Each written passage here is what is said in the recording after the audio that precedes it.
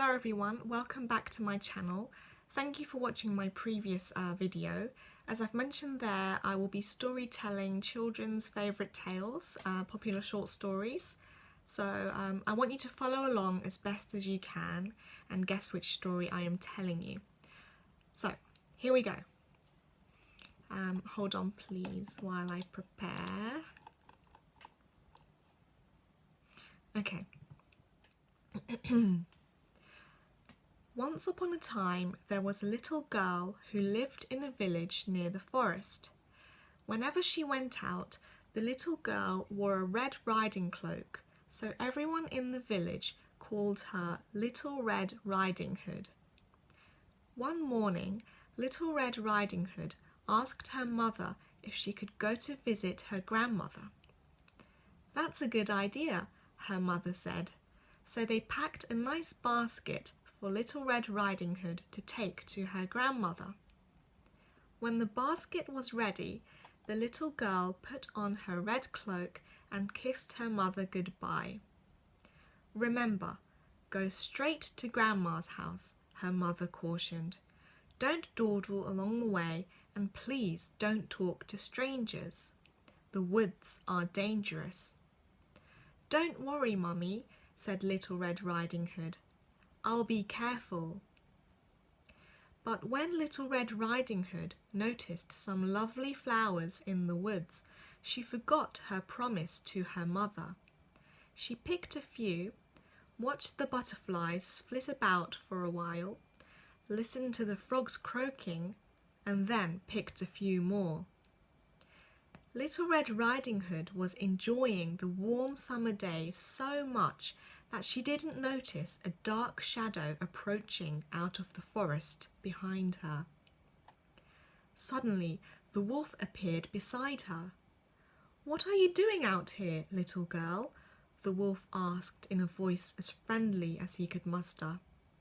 "I'm on my way to see my grandma who lives through the forest," Little Red Riding Hood replied. Then she realized how late she was and quickly excused herself, rushing down the path to her grandma's house. The wolf, in the meantime, took a short cut. The wolf, a little out of breath from running, arrived at Grandma's and knocked lightly at the door. "Oh, thank goodness, dear! Come in, come in!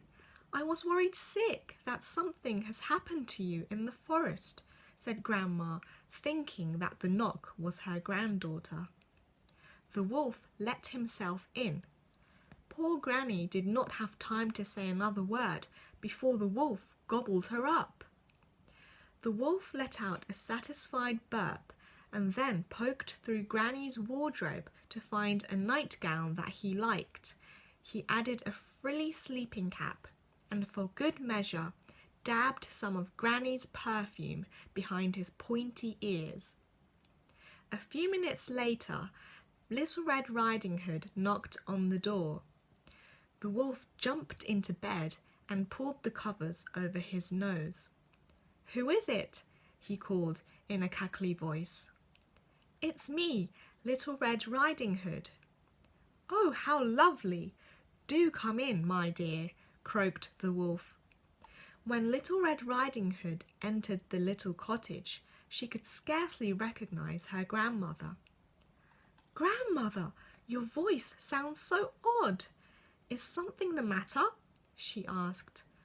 "Oh, I just have a touch of a cold," squeaked the wolf, adding a cough at the end to prove the point. "But grandmother, what big ears you have," said Little Red Riding Hood as she edged closer to the bed. "The better to hear you with, my dear," replied the wolf. "But grandmother, what big eyes you have," said Little Red Riding Hood. "The better to see you with, my dear," replied the wolf. "But grandmother, what big teeth you have," said Little Red Riding Hood, her voice quivering slightly. "The better to eat you with, my dear," roared the wolf, and he leapt out of the bed and began to chase the little girl. Almost too late, Little Red Riding Hood realized that the person in the bed was not her grandmother, but a hungry wolf. She ran across the room and through the door, shouting, "Help! Wolf!" as loudly as he could. A woodsman who was chopping logs nearby heard her cry and ran towards the cottage as fast as he could. He grabbed the wolf and made him spit out the poor grandmother, who was a bit frazzled by the whole experience, but still in one piece. "Oh, Grandma, I was so scared," sobbed Little Red Riding Hood. "I'll never speak to strangers or dawdle in the forest again." There, child, you've learned an important lesson. Thank goodness you shouted loud enough for this kind woodsman to hear you. The woodsman knocked out the wolf and carried him deep into the forest, where he wouldn't bother people any longer.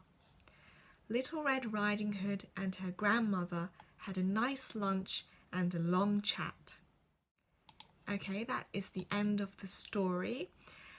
If you want me to speak more slowly or more loudly, any other requests, then please feel free to tell me. Otherwise, I hope you get the answer to which story I am telling you. I suppose there were several hints here and there, especially at the beginning of the video or beginning of the story. So have fun listening and make sure you tune in to my other videos coming along. Thank you. Bye-bye.